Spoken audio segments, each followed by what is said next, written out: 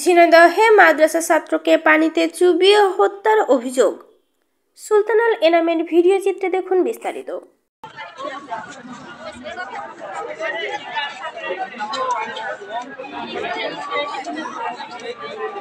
ঝিনাইদহ পৌর এলাকার শিকারপুর গ্রামের সাফওয়ান নামে শিশুর রহস্যজনক মৃত্যু হয়েছে। বৃহস্পতিবার সন্ধ্যার দিকে তাকে পানিতে চুবিয়ে হত্যা করা হয়েছে বলে তার পরিবারের সন্দেহ। ও এখনো ভাত মাখাই খাতে পারে না বলি, তুই জানিস নে ওর মা দুপুরবেলা 12টার সময় মাছের কাটা মাটা বেছে ভাত মাখিয়ে ছোটাটা টিফিন বাড়িতে দিয়ে যায়।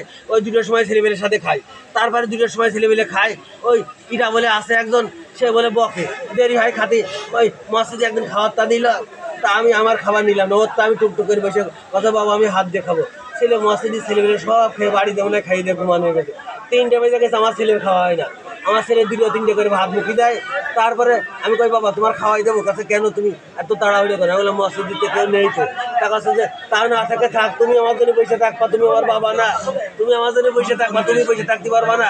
এ ঘটনায় একই গ্রামের ইসলাম উদ্দিনের ছেলে সোহান নামে এক মাদ্রাসা ছাত্রকে পুলিশ জিজ্ঞাসাবাদের জন্য থানায় নিয়ে এসেছে।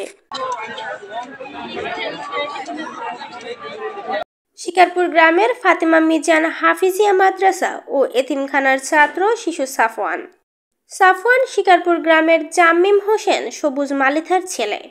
শিশুটির মা সুমাইয়া খাতুন জানান, দুপুরের পর থেকে সাফওয়ানকে পাওয়া যাচ্ছিল না।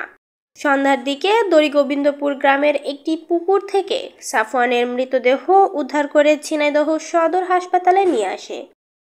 সুমাইয়া খাতুন অভিযোগ করেন সোহানি তার ছেলেকে হত্যা করেছে। এদিকে সাফওয়ানের পিতা জামিম হোসেন সবুজ জানান, দীর্ঘদিন ধরে সোহান তার ছেলেকে নানাভাবে ভয়ভীতি দেখাতো। বিছানায় শুয়ে শুয়ে সাফওয়ান একথা তাকে বলতো আর ভয়ে জড়সড় হয়ে যেত। গ্রামবাসী শরীফুল ইসলাম জানান, সোহানকে আটকের পর শত শত মানুষের সামনে সে সাফওয়ানকে পানিতে চুবিয়ে চুবিয়ে হত্যার কথা স্বীকার করেছে। ছেলেটা ছুটিতে ছিল, মাদ্রাসায় পড়ছে, এবং যে ছেলেটা মেরেছে এই ছেলেটাও 12টার সময় ছুটি নিয়ে বাসায় গেছে। বাসায় যে এই ছেলের নিয়ে খেলা করার নাম করে বাড়ি থেকে নিয়ে এসেছে। নিয়ে আসার পরে তো সারাদিন উনি রেখেছে। রাখার পরে গুরুনাথপুরি একটা ভিটে আছে, সেই ভিটে একটা পুষ্করণী আছে, সেই গাবিতে নিয়ে যে তার মারধর করেছে। মারধর করার পরে যে তারপরে তার পানির ভিতরে চুবাই, মানে সে স্বীকারোক্তি দিয়েছে যে আমি পানির ভিতরে নিয়ে যে তার চুবাই মারিছে। আমি এতটুকু শুনতে পারি।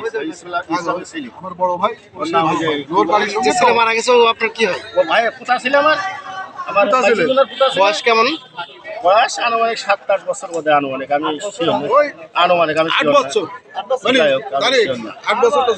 তো ওরকম। যদিও আমার পুতা ছিল, তারপর বয়সের আমি বলতে পারছি তো ওরকম। কিন্তু এ ছেলে কারোর সাথে ওইভাবে বেড়ায় না, মাদ্রাসায় যায়, আবার ও সময় মতো ছুটি দিলে সেদিন আবার বাড়ি নিয়ে আসে বা দিয়ে চলে আসে। আমি এতটুকু জানি। বিকেলবেলা আমার সাথে কথা কই, দাদা আমি সাফওয়ান কই আমার পুতা ছেলে খেলা করবে। তখন মেয়ে ভাই খেলা করো, আমি বাজারে যাচ্ছি, দেখি আমি চলে আসি। তারপরে এখন বাজারতে যাই শুনি যে এই ঘটনা।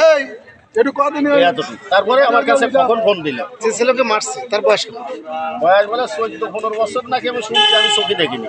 বা ওই যে ভিডিও আছে, বেশ বড় দেখা যাচ্ছে, ভিডিও আছে। ইসলামের ছেলে, ইসরায়েল। এদিকে নিহত সাফওয়ানের মুখমণ্ডলে একাধিক নখের আঁচড় রয়েছে। পুলিশ ধারণা করছে পানিতে চুবানোর সময় তাকে মারধর করা হতে পারে।